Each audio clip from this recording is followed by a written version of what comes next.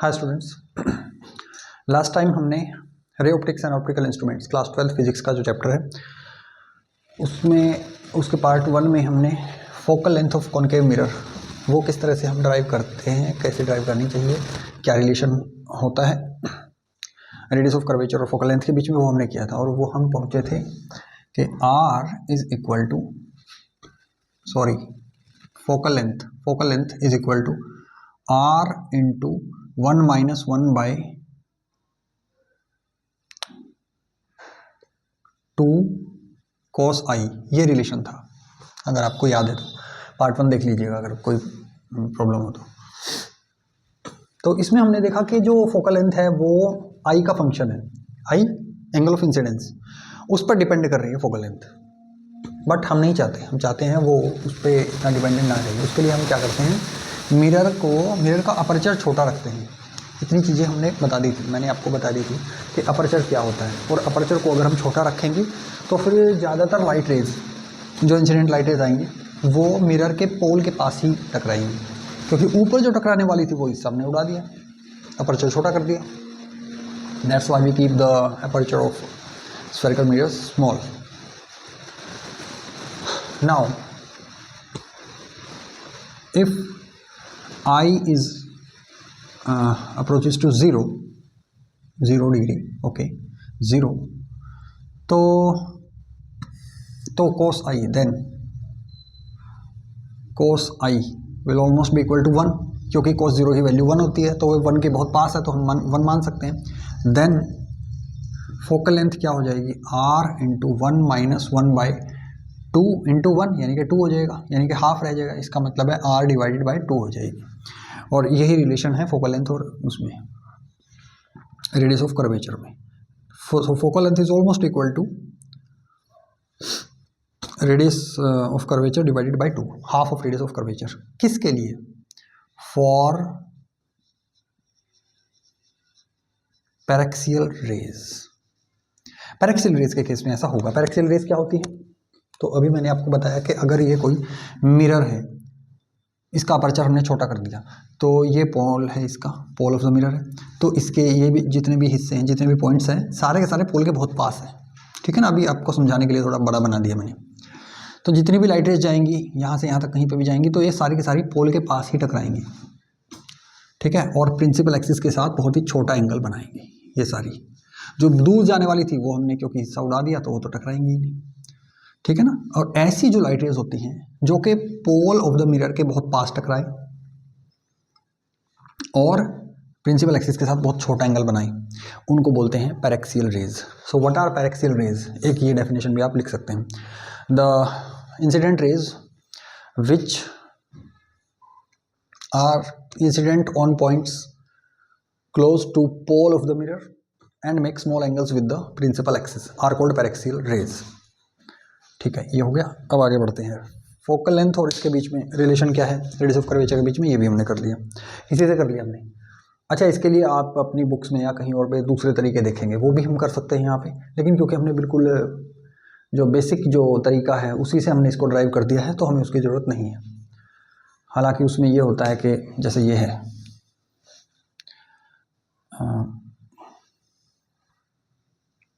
ये F है, ये सेंटर ऑफ कर्वेचर है, सॉरी ये यहाँ पे टकराएगा, तो ये मान लीजिए यहाँ से लाइट रे आई, तो ये लाइट रे यहाँ से ऐसे जाएगी, ये एंगल ऑफ इंसिडेंस हो जाएगा, ये एंगल, और ये नॉर्मल जा रहा है, ये एंगल ऑफ इंसिडेंस, और ये एंगल ऑफ रिफ्लेक्शन, ये टोटल ये एंगल ऑफ रिफ्लेक्शन, क्योंकि ये दोनों इक्वल है, तो ये जो टोटल एंगल है ये 2i हो जाएगा। तो ये भी 2i, यानी कि इसको हम थीटा बोल रहे हैं, ये थीटा बोल रहे हैं, तो 2 थीटा, ये भी 2 थीटा, और ये थीटा है ना, तो L by R, theta is equal to L by R. तो ये जो है this divided by this is equal to theta, this arc divided by this is equal to theta. So arc मान लीजिए A है, ये A डिवाइडेड बाय दिस, ये radius of curvature लगभग इज इक्वल टू थीटा है, ये तो radius of curvature है, तो R को इधर लेके जाओ, R is equal to A divided by theta हो गया, R is equal to A divided by theta. और इसकी अगर बात करें, तो this divided by this is equal to 2 theta. ये मान लीजिए एफ है, तो A divided by F is equal to 2 theta, A divided by F is equal to 2 theta, which implies F is equal to A divided by 2 theta. तो A divided by theta यानी कि half into A divided by theta है ना, और ये किसके equal है, are के इक्वल है, इसका मतलब है हाफ इंटू आर, ठीक है ना। बट हमें इसके लिए जाने की जरूरत नहीं है, हमने इसी तरीके से कर दिया है। इसको रब करते हैं।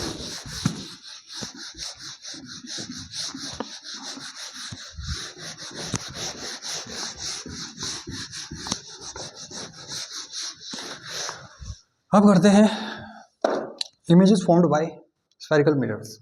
इसको मैं फटाफट समझाऊंगा क्योंकि ये टॉपिक हमें इस तरह से पढ़ना भी नहीं है, लेकिन फिर भी थोड़ा, और 10th क्लास में पढ़ा भी होता है, फटाफट से समझाएंगे लेकिन कवर करेंगे सारी चीज़ें, ठीक है। Images formed by spherical mirrors, पहले image formed by concave mirror.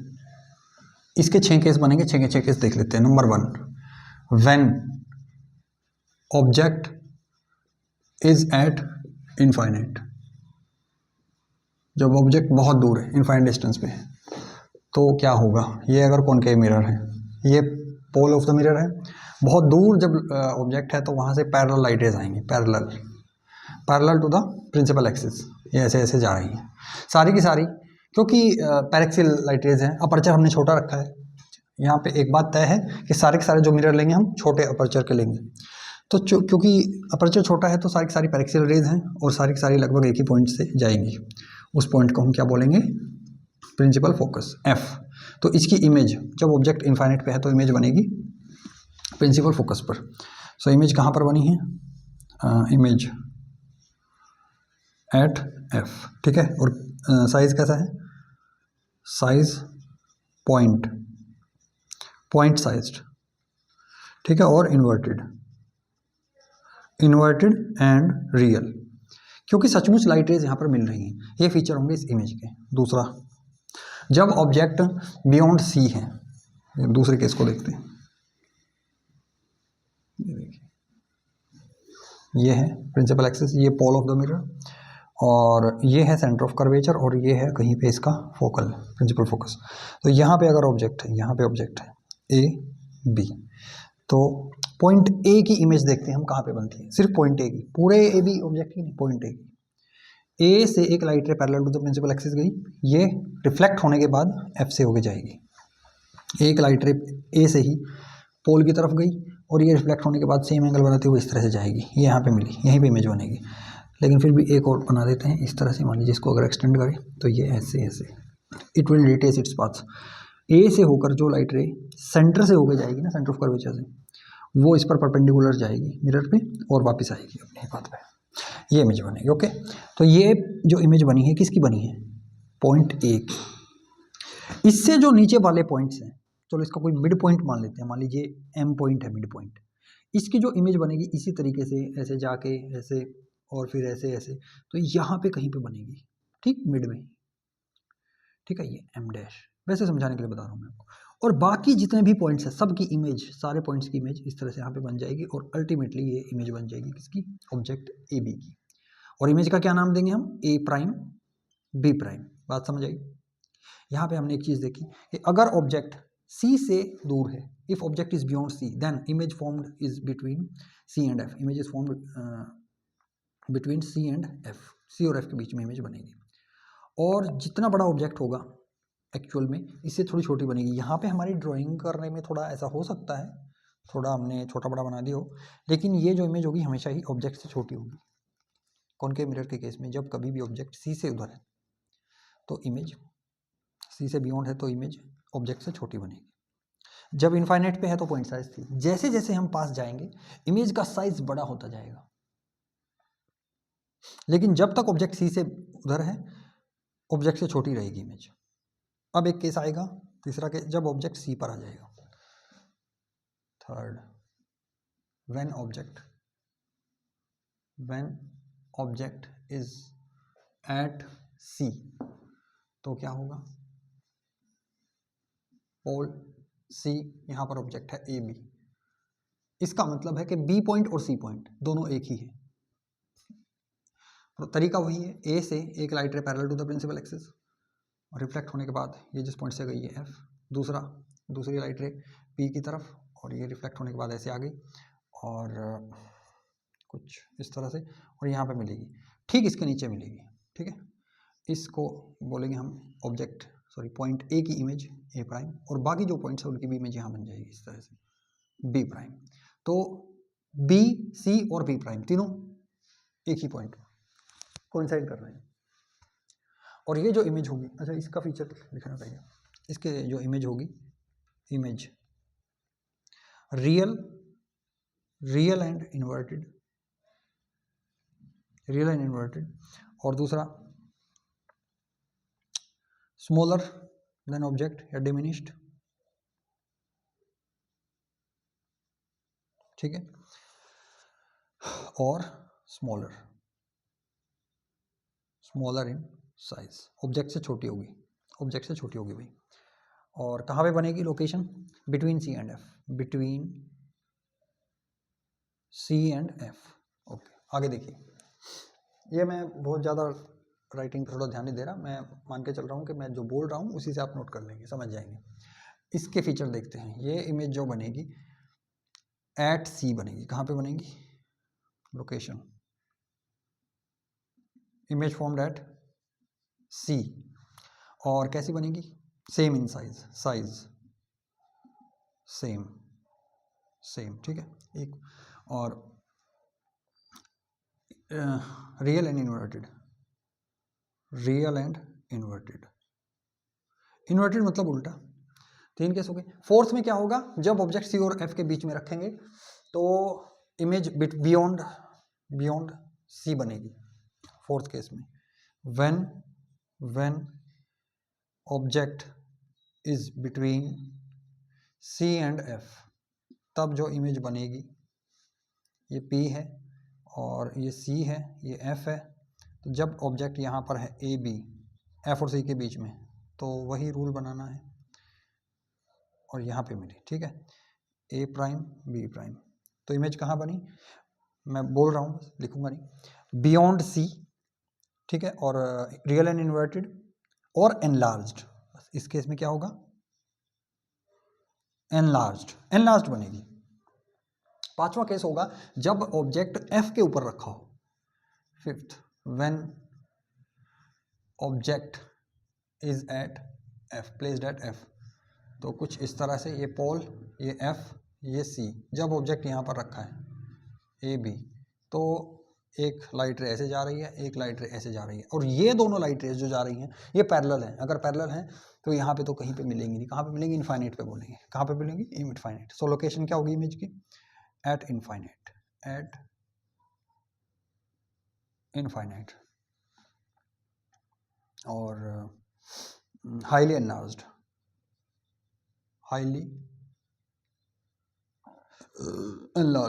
पांचवा केस हो गया। लास्ट केस कि जब ऑब्जेक्ट एफ और पी के बीच में हो। ये मैं इसको रब करके कराता हूँ, वेट कीजिए थोड़ा, लास्ट केस रह गया इसका।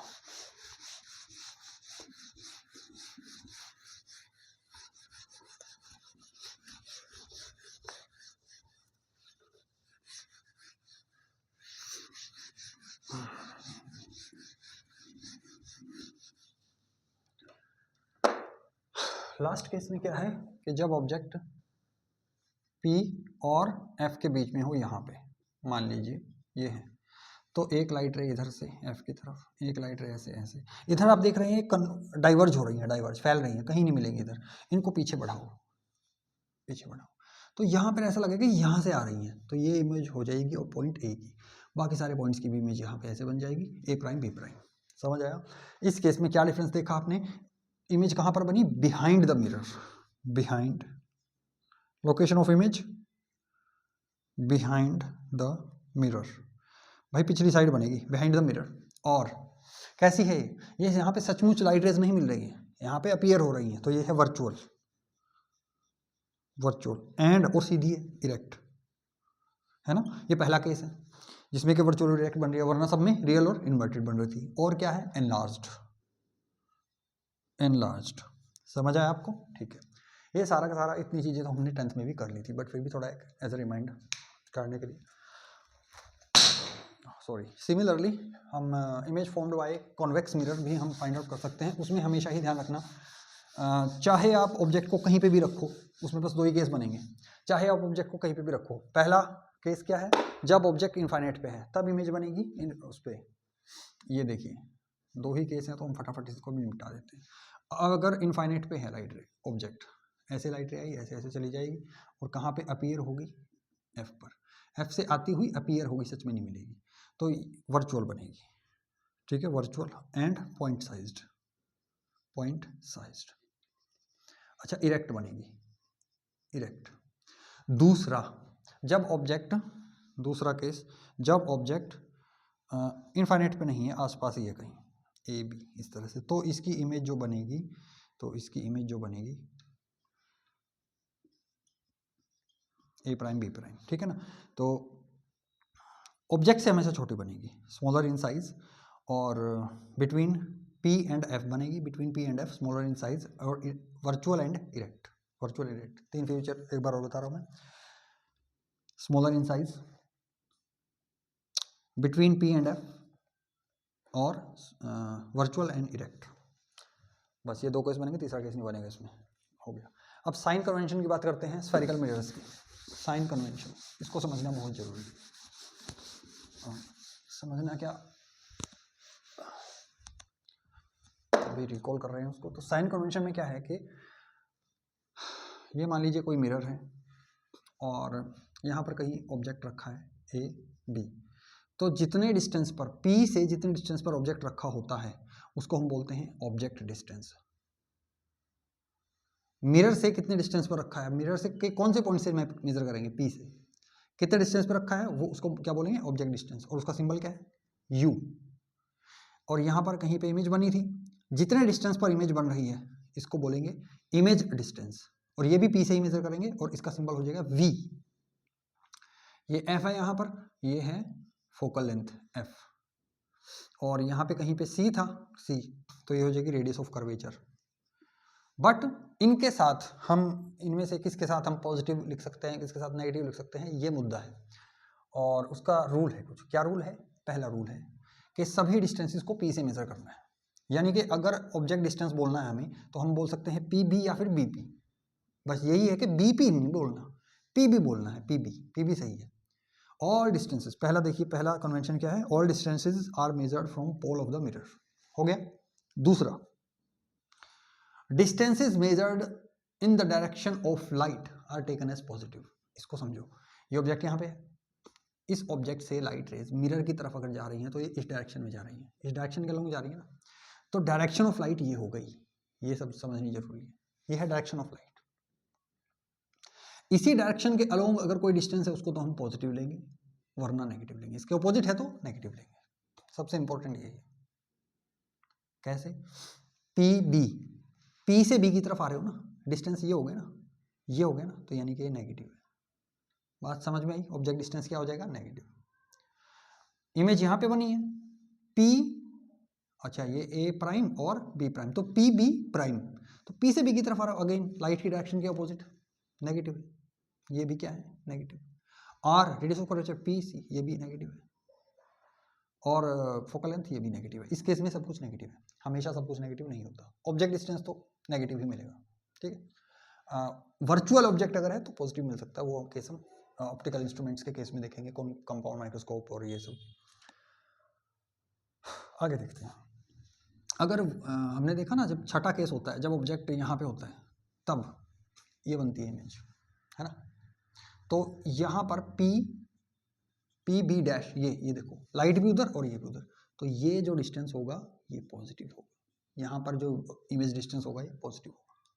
दूसरा साइन कन्वेंशन समझ आया। तीसरा साइन कन्वेंशन आसान ही है, all distances perpendicular to the principal axis and in upward direction, upward direction है और प्रिंसिपल एक्सिस के परपेंडिकुलर है तो उनको पॉजिटिव लेंगे, perpendicular to the principal axis है लेकिन डाउनवर्ड है, उनको नेगेटिव लेंगे। यानी कि यहाँ पर ये जो इमेज का साइज है ये हो जाएगा नेगेटिव और ये पॉजिटिव है। ये हो गए साइन कन्वेंशंस। आगे बढ़ते हैं, अब करेंगे मिरर फॉर्मूला। मिरर फॉर्मूला की डेरिवेशन करते हैं। मिरर फॉर्मूला क्या होता है, 1/v 1/f is equal to 1/v plus 1/u, but we will derive that formula. Mirror formula देखिए फटाफट।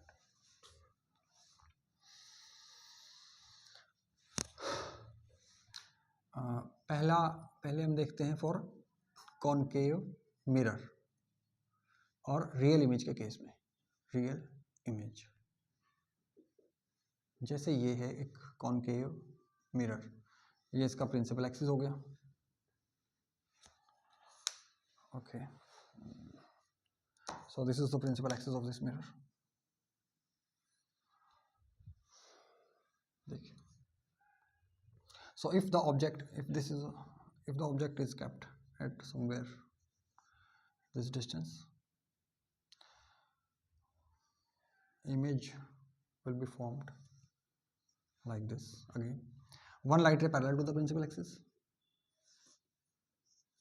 this is f, one light ray towards pole of the mirror going like this. Wait, let's redraw it क्योंकि ये तो गड़बड़ हो जाएगी। रुकिए एक बार,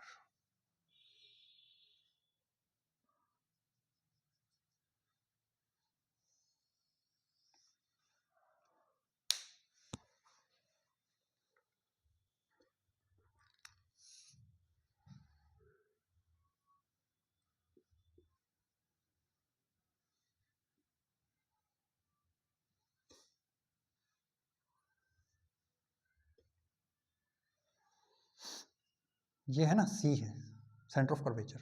सेंटर ऑफ कर्वेचर से A से होके जो लाइट रे सेंटर ऑफ कर्वेचर से होके जाएगी वो अपने ही रास्ते पे वापस आ जाएगी, इसको बोलेंगे रिट्रेस करेगी। और ये जो इमेज जो बनेगी A प्राइम, उसका जो पॉइंट A प्राइम होगा उससे भी डेफिनेटली गुजरेगा, ये है तय। आपको भी इसी तरीके से बनाना है। और उसके बाद क्या होगा, एक लाइट रे, ये पोल है, एक लाइट रे को पोल की तरफ लेके जाओ और ये रिफ्लेक्ट होने के बाद यहाँ से होके जा रही है। ओके, और ये लाइट रे भी रिफ्लेक्ट होने के बाद यहाँ से होके जा रही है, ऐसे बनाना हो गया। और इसको ड्रॉ करो, yes, this is perfect diagram. ये ऑब्जेक्ट है और ये इमेज है। ओके, अब देखिए ये इमेज है तो ये इमेज डिस्टेंस हो गया। खैर, ये ऑब्जेक्ट है, ऑब्जेक्ट डिस्टेंस, और ये रेडियस ऑफ कर्वेचर और ये फोकल लेंथ, ये यहाँ से जा रही है ना, ये है एफ। सो अब इसमें ना ट्रायंगल्स देखिए, मैं सीधा सीधा प्रूव कर देता हूँ।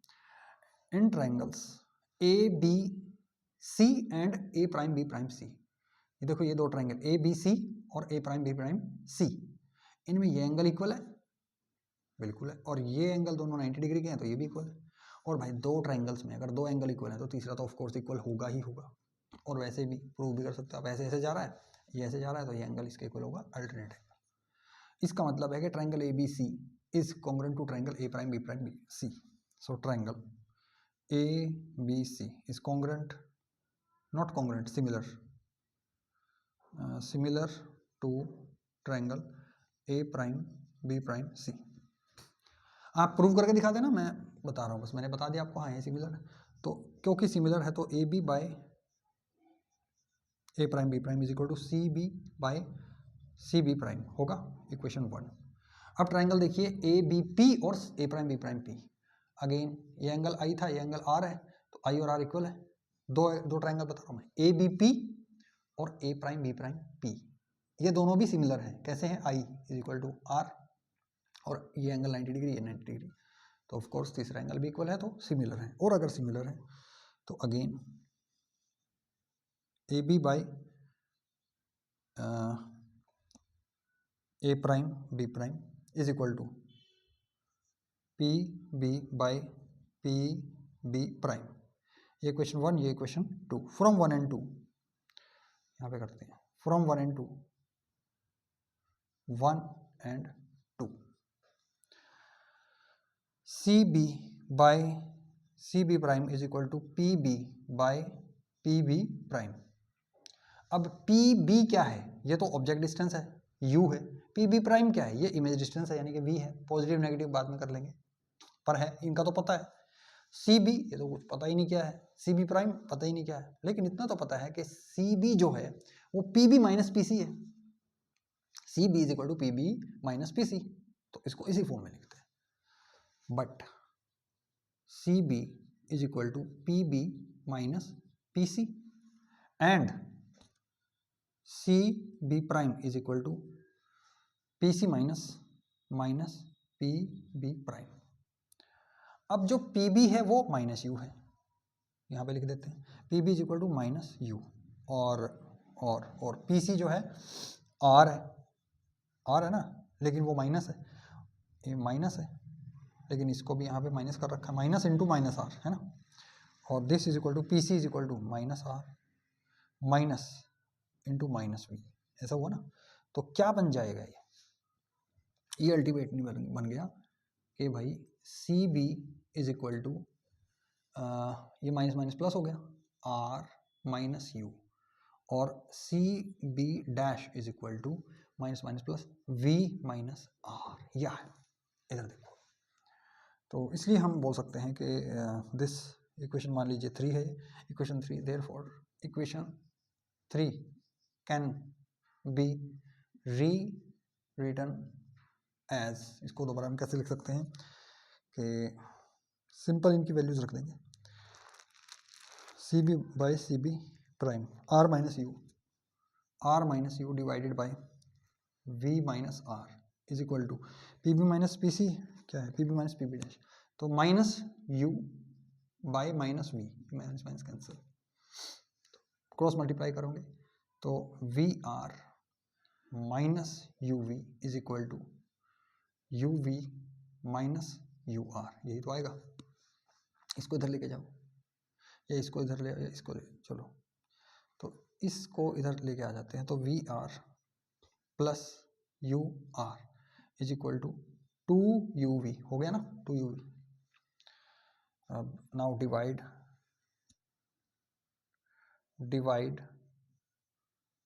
बोथ साइड्स बाय uv_r, दोनों को uv_r से डिवाइड कर देते हैं, दोनों साइड को, इसको हम uv_r से डिवाइड कर देंगे, uv cancel, 2 divided by r आएगा is equal to vr cancel 1 by u plus ur cancel 1 by v, 2 by 2r। अब हमने देखा था कि जो r है, सॉरी r जो है 2f के इक्वल होता है, तो which implies 2 divided by 2f is equal to 1 by u plus 1 by v, 2 से 2 कैंसिल, इसका मतलब है कि 1 by f is equal to 1 by u plus 1 by v। तो जो 10th क्लास में आपने मिरर फॉर्मूला पढ़ा था वो डेरिवेशन उसकी आपने भी देख ली है, ठीक है। ये हमने किया है रियल इमेज के लिए। The same result can be obtained for virtual image and for image formed by convex mirror as well, वो आप ट्राई करना, अदरवाइज बाद में कभी मैं बताऊंगा, ठीक है। ये हो गया। अब ये जो मिरर फॉर्मूला है, मेरे ख्याल में फ़िलहाल इतनी बड़ी चीज़ पर अभी हम नहीं पहुँचे हैं, मिरर फॉर्मूला ही है, ज़्यादा कोई बड़ी चीज़ नहीं है, क्वेश्चन वगैरह इनके बेस पे फिर भी हम बाद में करेंगे, थोड़ा डिफिकल्ट लेवल के। अब करते हैं मैग्नीफिकेशन प्रोड्यूस्ड बाय मिरर, और उसके बाद एप्लीकेशंस ऑफ मिरर, उसके बाद साथ ही ये खत्म।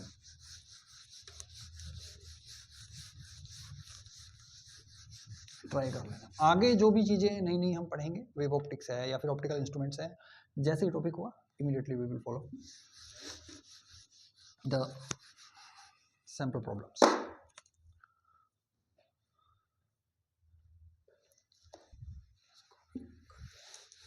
Magnification and applications of spherical mirrors. Magnification में क्या है कि बता देता हूँ, मैग्नीफिकेशन फॉर स्फेरिकल मिरर्स, ये टॉपिक है, यहाँ पे लिख लिया, आगे देखो। मैग्नीफिकेशन को हम m से दिखाते हैं, यह होता है size of image divided by size of object. Size of image का symbol h prime, size of object का सिंबल h, बस यही होता है। इसी को मैग्नीफिकेशन को अगर ऑब्जेक्ट डिस्टेंस और इमेज डिस्टेंस के संदर्भ में देखना हो तो माइनस v बाई यू, क्योंकि ये मिरर है ना, और हमने देखा कि यहाँ पे अगर ऑब्जेक्ट है a b, तो इमेज यहाँ पे अगर बन रही है तो ये इन्वर्टेड है, तो ये तो माइनस h हो गया, माइनस, और ये h हो गया, तो जो मैग्नीफिकेशन है is equal to minus H, मतलब कि H prime divided by H. ये नेगेटिव आएगा क्योंकि ये नेगेटिव है और ये पॉजिटिव है, दिख रहा है ना, ये नेगेटिव है ये पॉजिटिव है। परंतु अगर हम बात करें ऑब्जेक्ट डिस्टेंस और इमेज डिस्टेंस की, तो ये तो दोनों ही नेगेटिव है। तो अगर दोनों ही नेगेटिव है, अगर हम सीधा सीधा ये बोल दे तो नेगेटिव नेगेटिव है, खत्म, ये तो पॉजिटिव आ जाएगा। बस साइन को एडजस्ट करने के लिए यहाँ पे नेगेटिव है और कोई बात नहीं है, ठीक है। ये मैग्निफिकेशन हो गया। उसके बाद है applications of spherical mirrors. Number 1, concave mirror is used in street lights. Concave mirror use किया जाता नहीं, स्ट्रीट लाइट्स में नहीं भाई,